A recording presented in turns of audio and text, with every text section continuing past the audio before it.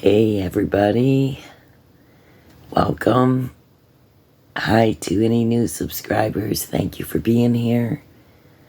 My name is Patty, and I just wanted to say hi to everybody and come on for a little bit because I want to talk to you about just a few things that make you go, and things that make you wonder whatever happened with any of these things in the Summer Wells case.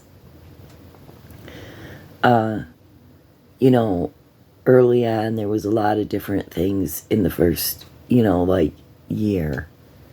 And different things came out. It just feels like we forget about them sometimes, We forget about things and what was said and what was done.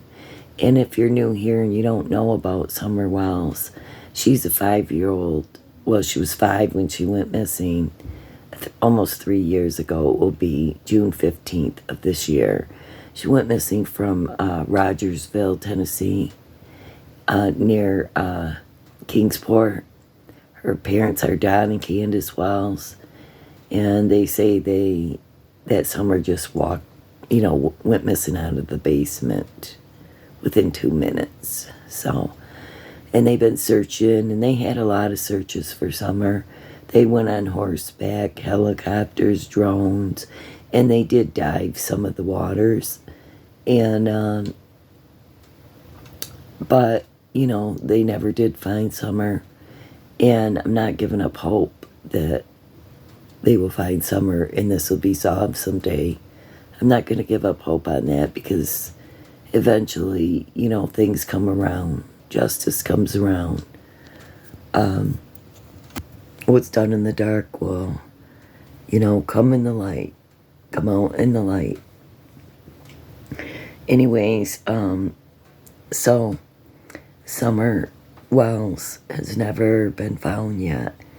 And I just want to talk about it for a few minutes. Sebastian Rogers is still missing. And he's from Hendersonville, Tennessee. And he's a 15-year-old boy. And they think he walked out the door. I don't know. I don't think he walked out the door barefoot, cold in the night.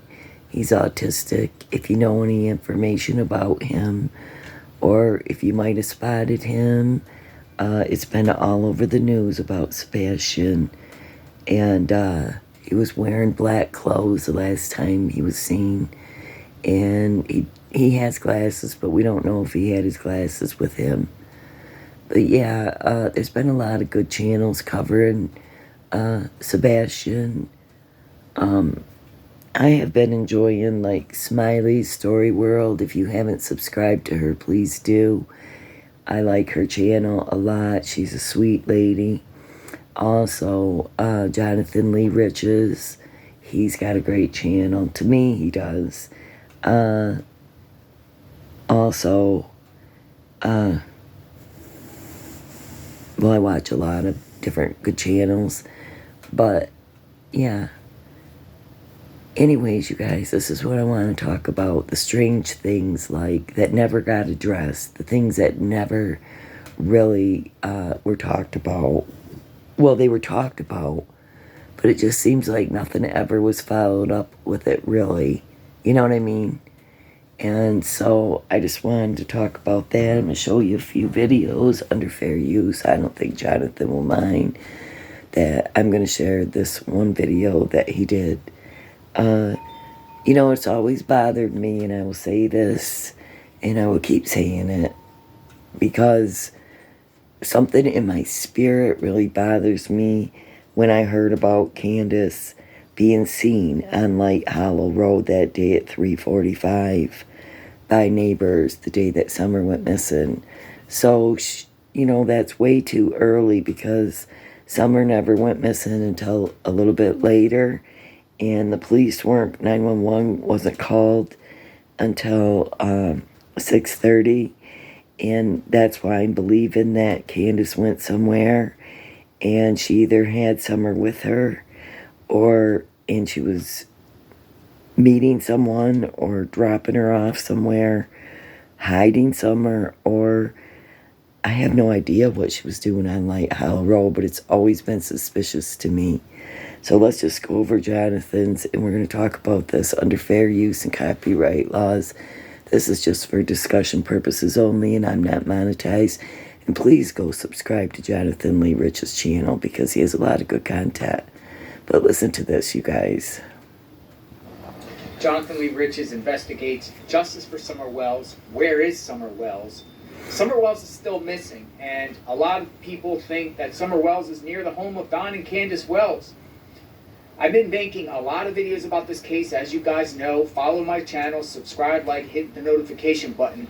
I got a tip from an individual who told me they live on the next holler next to Ben Hill Road, Light Hollow Road. That is the next holler over, the next road over, and they sent me an interesting email, a tip, and let me know some interesting information. I want to share that with you now. Check this out.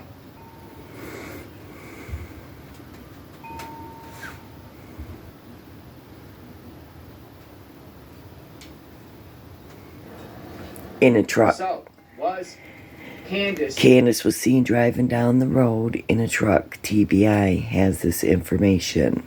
So, you know, I just... On that road, June 15th, 2021, the day Summer was reported missing. I made a video. I posted it on my other channel. I went down that road. There's a lot of empty sheds, barns, crumbled down structures. I want you to watch this video. Some of you might have seen it, some of you not, but this is what that road looks like and the homes on that road. So check this out. Here's a road here I was interested in. It's called Light Hollow Road. Light Hollow Road.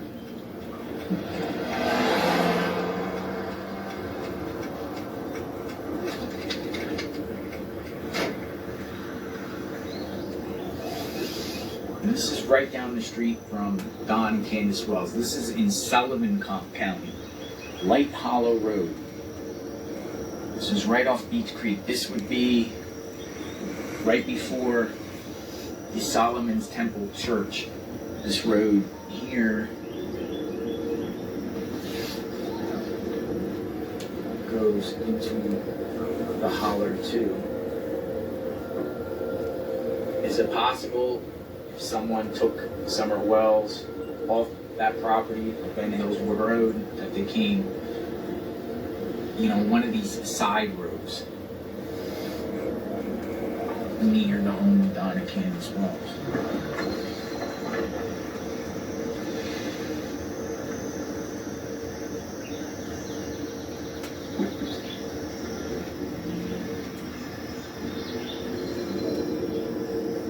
This is 1 year later, everyone. 1 year later. There's that barn. Big shed.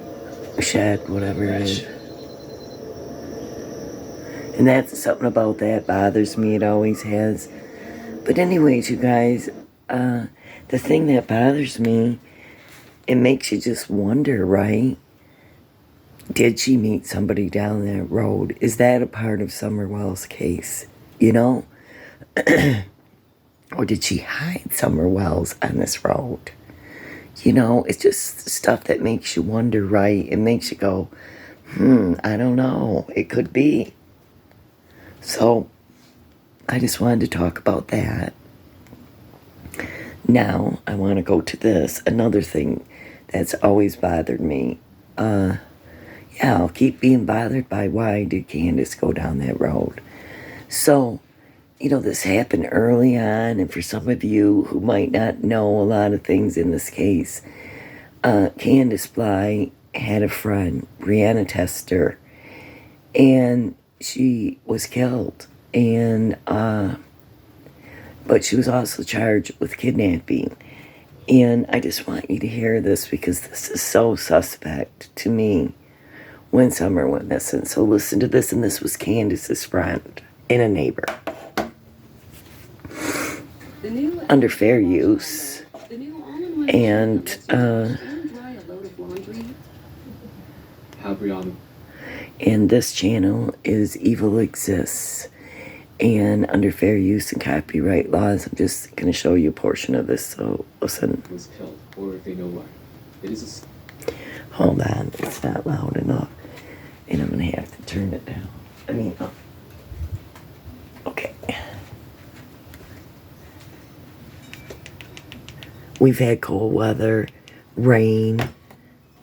Well, first we had 2 nice, beautiful days that I just loved, and then it started raining, so it's been miserable. Okay, I'm going to back this up now. So listen to this. Candace Bly's Facebook friend has been found dead at just 20 years old in Johnson City, Tennessee. Her name is Brianna Tester, and she was killed just after midnight on Friday. The manner of death is homicide. The authorities would not say how Brianna was killed, or if they know why. It is assumed that Brianna experienced some sort of homelessness, as she didn't reside at the property where police were called. Looking through her Facebook page, I see that she went to Sullivan North High School. I'm trying to confirm, but I found this on Brianna's Facebook page. It is alleged that she kidnapped a child just 2 weeks after Summer went missing. She was arrested for kidnapping on the 29th June 2021. City police say 20-year-old Brianna Tester was murdered inside this apartment here on McCall Circle in the early morning hours on Friday. And now they're searching for the person who's responsible. We've got names that's been mentioned, so it's something that we're following up on. Johnson City police wouldn't say how Brianna Tester was killed or if they know why. Investigators have worked the whole weekend in conjunction with assistance from Washington County Sheriff's Department, Elizabeth Police Department, and Carter County Sheriff's Department. We've been to a lot of areas and talked to a lot of people. The 20-year-old woman did not live at 207 McCall Circle, where police were called to just after midnight on Friday. Yesterday, there was 2 detectives. I think they were detectives, and they were talking to somebody over there. Okay. And then they left. So, but that's not. Let me show you this one.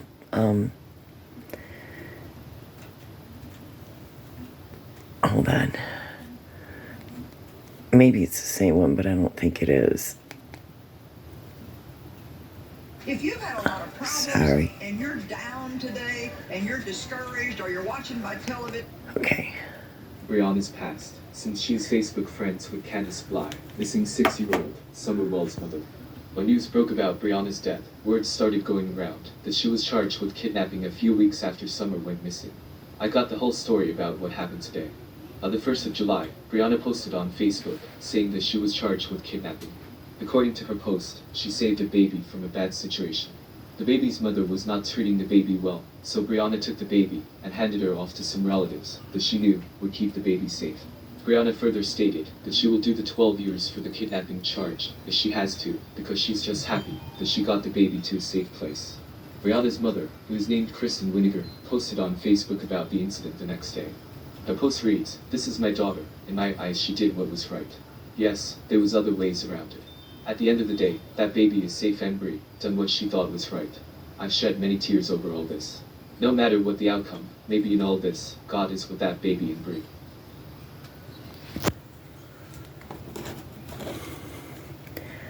So that's just one of the things that makes me go, because she knew Candace and she knew Summer. And, it just makes you wonder if I don't remember when they said she passed away, but it just made you wonder, did she kidnap Summer and take her somewhere and give her to someone?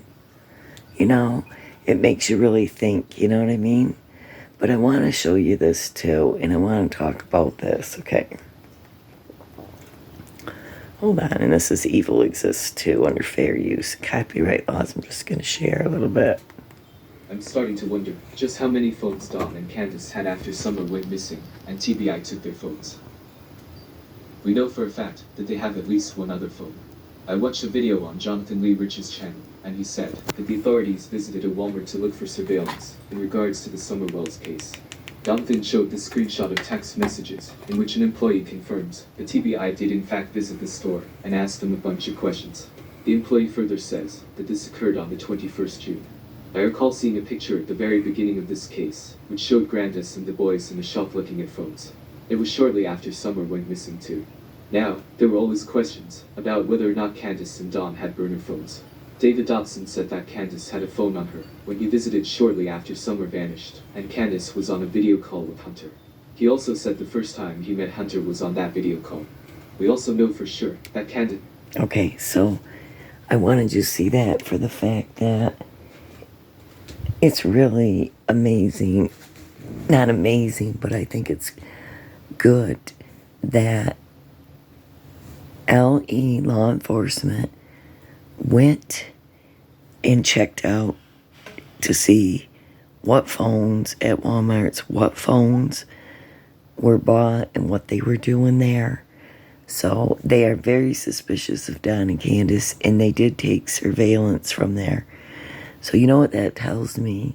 That tells me they have a lot of information on Don and Candace. But I really truly believe they're looking for Summer's body. For Summer, because they have to be able to prove everything and put it together, you know?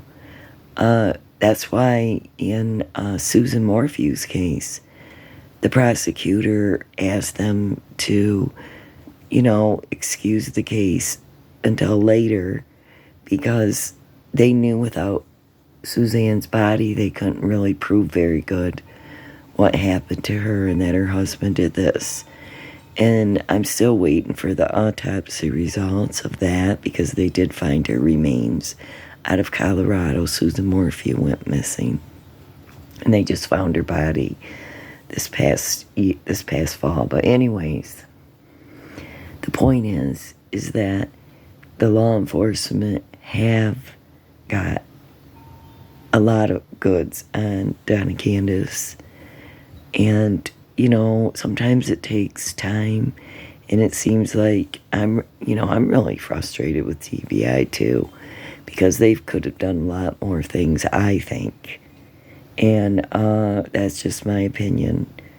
And we got Sebastian Rogers, who's missing too. So, but yeah, Summer Wells is still in my thoughts, and I'm still trying to figure out some things and thinking about this. And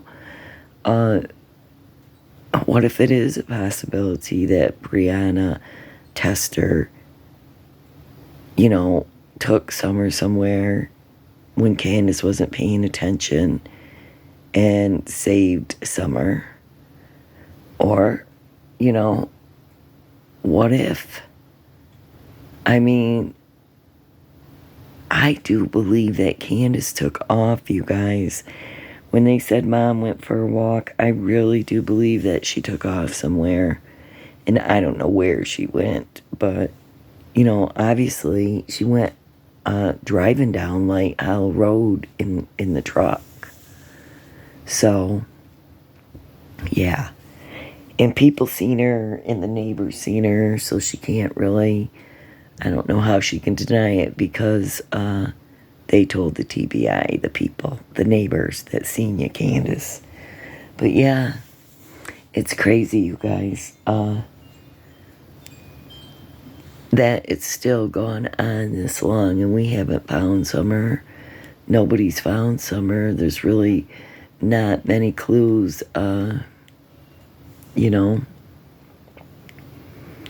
It's really sad.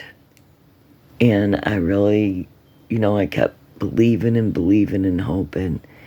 And, we've covered a lot of information with Summer Wells. I mean, we have done a lot.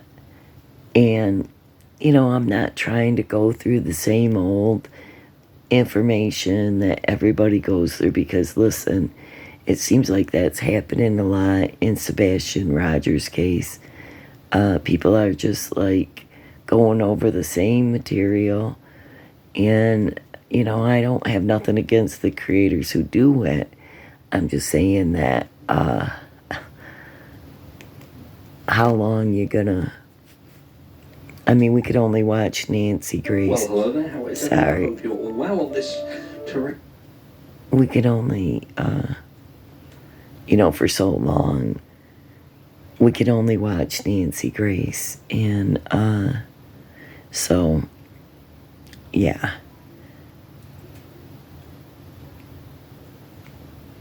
Hold on here. Let's see. Let's look at the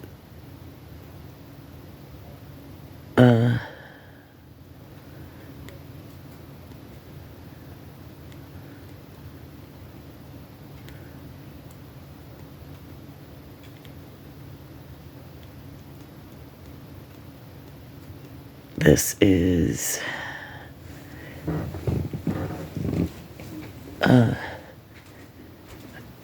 Sebastian Rogers, missing out of Hendersonville, Tennessee. And this is Summer Wells, missing Let's take a couple of out questions of here. Rogersville, Tennessee. And, there's just I don't know how these kids are just end up disappearing like that without a trace, but it's really ridiculous,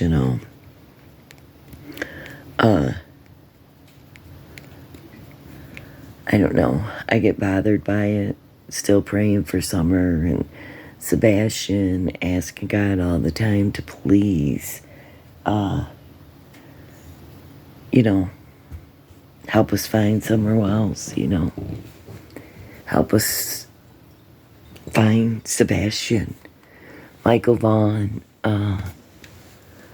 just help us, Lord, help the searchers, help the people, the police officers, anybody that's out there looking.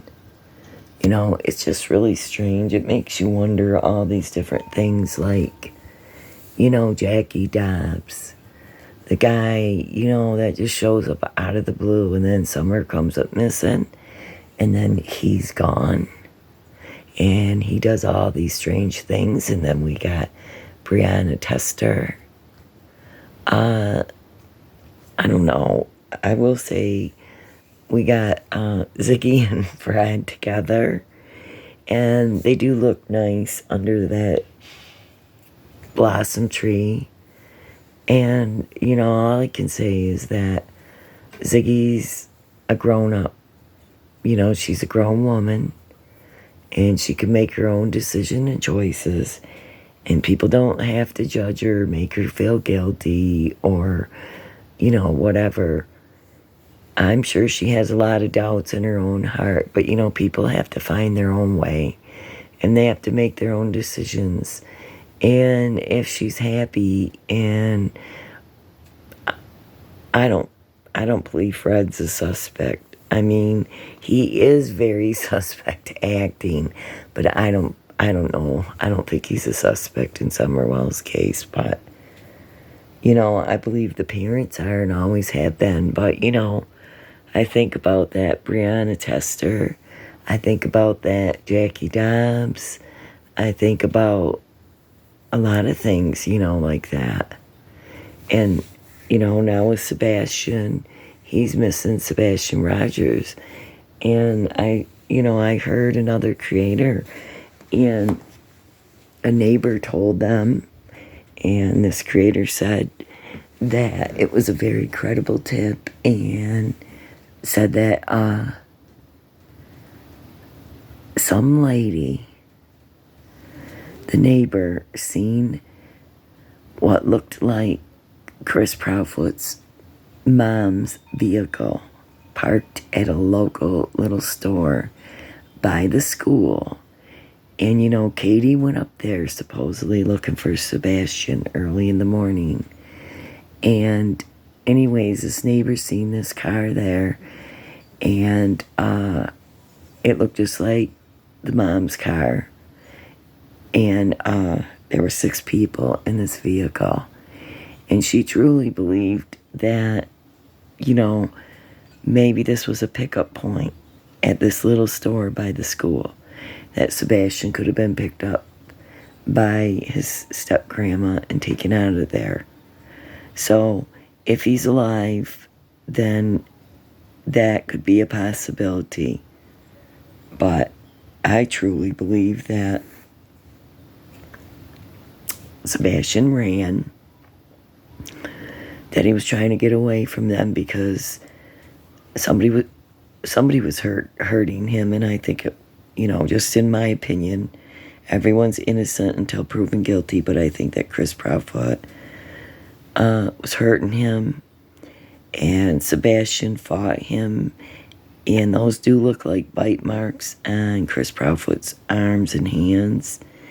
And I do believe that he either got locked out or he ran away, because it's weird that he was hiding under one of the neighbors' car a different time. So that tells me that there is fighting in the home, and he was scared. And he even told his dad. So he could have went and hid, and he could have crawled in someplace and died. Or he could have went and this stepmother, this mother-in-law, this mother of Chris Proudfoot could have him somewhere. It's weird that they kept following everybody around like they didn't want him around there. So that's a possibility. But, I really, I heard the 911 dispatch and the dispatch when they were looking for Sebastian. And they did say the dogs tracked him to hit on a spot or whatever, and said that his feet were digging into the sand. And that's what makes me believe that they caught him. Either Chris or Katie, one of them caught him there and grabbed him. And that was the end of the fight. And they took him somewhere. And I'm very sad to say it, but, I'm sorry. It's been a month. Come on. No scent. Well, I guess there was a scent, but really nothing. And I don't know if that's the truth. So if they really did pick up a scent there, Chris Proudfoot tries to say, and Katie, that there was one at the retention pond, but I don't know. I really don't know. It's hard to say whether he even came home that night. So, and like somebody said, if Katie had been drinking, like they went to the bowling alley, they might have served drinks there. She went to the Texas Roadhouse, they serve alcohol there. She could have been feeling pretty tipsy and got mad and gotten in a fight with Sebastian. Who knows? But I'm not gonna, I told you guys, I didn't tell you guys, maybe I did, but I don't want to cover Sebastian's case that much because a lot of good creators are already covering it. There's already a ton of information out there, from other creators doing videos. And they seem to be doing a good enough job, So I like listening to them, like Smiley Story World. I watch Allegedly with Brittany. It's pretty calm over there, pretty laid back. She's got a sweet voice, and she's got a couple nice ladies on there. And they just discuss things, and you can add your comments, and there's not much drama over there, so I really like that channel. So yeah. I do like to watch Dolly Vision once in a while. If he's got something going on, because I love them call-in shows. And, someone said to me that, I don't know if they were talking about Dolly or who, but she goes, yeah. Someone said, you'll defend him. And I don't know who she was talking about. But I just want to tell everybody that I don't defend anybody. I try not to get all involved in YouTube people's lives. Like,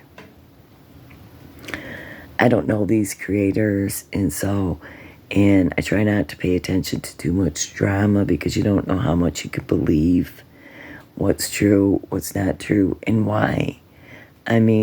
Like, some people have a problem with Jonathan Lee Riches. Whatever. Maybe he has sued people or people sued him, whatever. I don't really care because you know what? He is doing a good job. I think he's doing a great job. And one of these days, he's going to make it pretty big. You wait and see. And I think that's going to happen for Dolly Vision too, because he's just got that personality to do call-in shows, and I love them, and I know a lot of people do. And it's so funny listening to people call in. Some of the ideas and things that they say just cracks me up. But I do like hearing what other people got to say, and, people got ideas about what could have happened to Sebastian and what could have happened to Summer. I know that lady was probably talking about Dolly because I guess Dolly Vision got in a couple fights with some ladies. I have no idea. But please don't explain it to me, and please don't tell me about it, because whatever happened, I doubt it was to be mean. I've never seen him be that mean. Maybe he is, but, I just want to hear, content about things. So it's just strange, that's all I'm saying, that people will get so mad. This is the YouTube world. You can't get that personal with people. And you can fall in love like Ziggy fell in love. And I'm not going to make fun of her, and I don't think people should judge her. I really don't. She's a grown woman. She can feel what she wants to feel and do what she wants to do. So, but yeah, that's about, I don't really know too much other drama that's going on. In the Summer Wells case, like with Don and Candace, they're being pretty quiet, as far as I know. Unless I miss something, you guys can fill me in on the news. But, yeah, you guys, it's just something for you all to think about. And I hope you'll leave your comments and what you think about that. About Brianna Tester and her kidnapping another child. And what if she did kidnap Summer? And what about these phones? And interesting that L.E. went straight to the store and got the surveillance and stuff. So they do suspect Don and Candace, trust me. They do. And they got some things on them. And I think they got some things on Katie and Chris Proudfoot. They're just not going to tell you and me, what they got or what they're thinking about. Somebody said how tricky, and it was pretty tricky, that Katie didn't call 911, but Chris did. And Chris supposedly was in another, town, another city. And he called straight to the sheriff. But, your location would have showed up if you would have called the dispatch. And we would have heard it. And I think that's why he did that. And it's a possibility that Katie wasn't even home during that time, and that's why she didn't call until she got there or something. Who knows? But, it's strange that these moms don't want to call 911. They have their husbands do it. Are they out of their minds?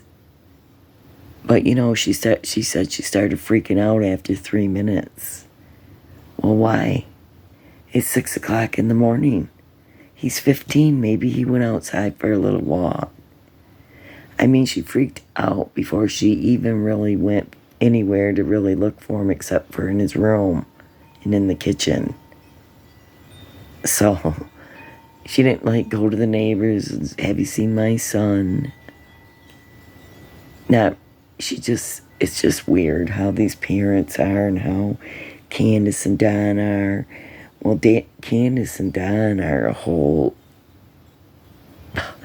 they're a whole planet of their own. They're a whole species of their own.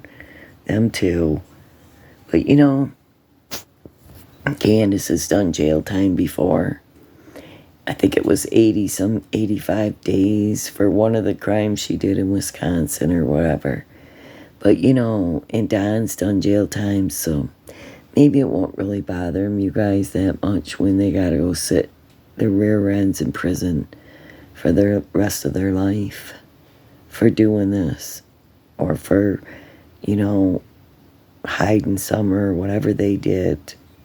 So, or one of their friends, their dirty friends took her, and it's still their responsibility. They weren't watching her then.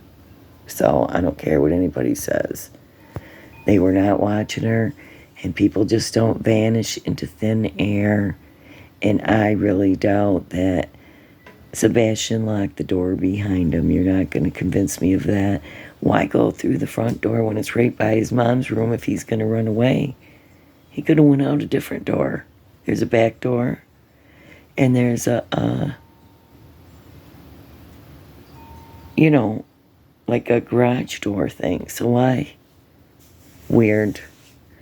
Anyways, those are all just the strange, suspicious things. I can't even talk tonight.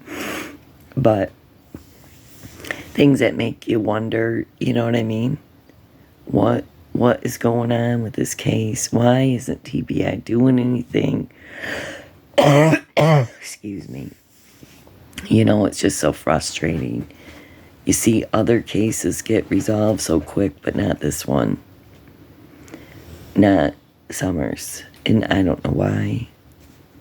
But they could, like I said, sometimes the police have information, but until they get what they need to finish it, they cannot do anything. They cannot make an arrest for anything like that until they know for sure. And you know, you guys know that. You watch crime shows, court trials, you know Chad Daybell is on trial right now. And it's just disgusting. Whoever did that to the kids, Tylee and JJ, it is disgusting. And Tammy and Charles, I mean, I'm just disgusted by it. I cannot believe what they did to those children, burn them, cut them up. And, you know, of course, John Pryor's going to blame everything on Lori Hussey Daybell and Chad Dumbbell. He's going to blame it all on Lori and Alex and her brother, and try to make it seem like it wasn't Chad's fault and he couldn't help it, and blah, blah, blah, but he's not going to get out of it. But I will tell you what, I'm very disappointed. You know, I sat here and waited for this, and now I can't even hardly see the trial because it's so small, and you can't see anybody's faces. You can't really even see what's going on. You can't hardly hear what's going on. It just really sucks, you guys. And I'm very disappointed in the Chad Daybell trial. So, I like to listen to other people wrap it up, you know, give you a recap. Like, there's a channel called Grizzly True Crime. I like her. She'll wrap it up for you. Linda at It's a Crime, and Nate at East Idaho News. So I like all of them, and they'll fill you in. But it's just like, geez, I cannot believe how crappy the camera is for that, you know. Can't see nothing, barely hear nothing. But anyways, you guys, I have not forgotten Summer Wells, and I will not forget Summer Wells. You know, we can only just accept the fact that, you know, when Ellie decides to move, whether it takes them forever or not, they're going to do what they're going to do, whether we have control over it or not. Same with Sebastian. You can't make or force the police to come out with information or to make an arrest, or they're going to do it in their own dang sweet time, whatever they need.